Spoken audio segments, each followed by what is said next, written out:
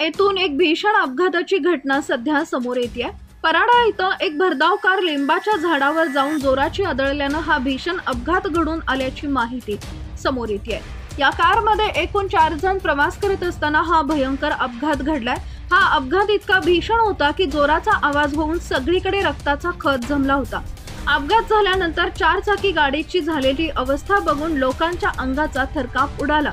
ही भरधाव कार लिंबाच्या झाडावर जाऊन जोराची आदळल्यानंतर आतमध्ये बसलेल्या 14 जणांसोबत जे काही भयंकर घडले ते ऐकून तुमच्याही अंगावर काटा येईल। त्या 14 नेमकं काय घडलं बघण्या अगोदर चॅनलवर नवीन असाल तर चॅनलला सबस्क्राइब करा, जेणेकरून अशा प्रकारच्या अपडेट्स या तुमच्यापर्यंत पोहोचत राहतील।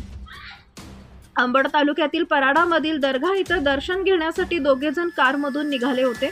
दुपारी 4 वाजता दर्गा येथून परत जालना शहराकडे परतत असताना परडा परिसरातील कार चालकाचं नियंत्रण सुटल्यानं कार थेट लिंबाच्या झाडावर जाऊन जोराची आदळल्यानं हा भीषण अपघात घडला।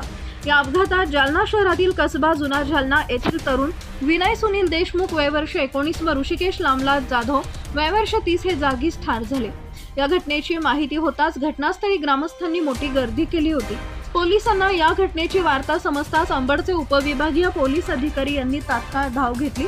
त्यांनी ग्रामस्थांच्या मदतीने या अपघातातील दोघांच्या बोड्या व यातील दोघे गंभीर अवस्थेतील असलेल्या जखमींना अंबड शहरातील उपजिल्हा रुग्णालयात उपचारासाठी दाखल करून प्राथमिक उपचार करून जालना इथं हलवण्यात आलं आहे।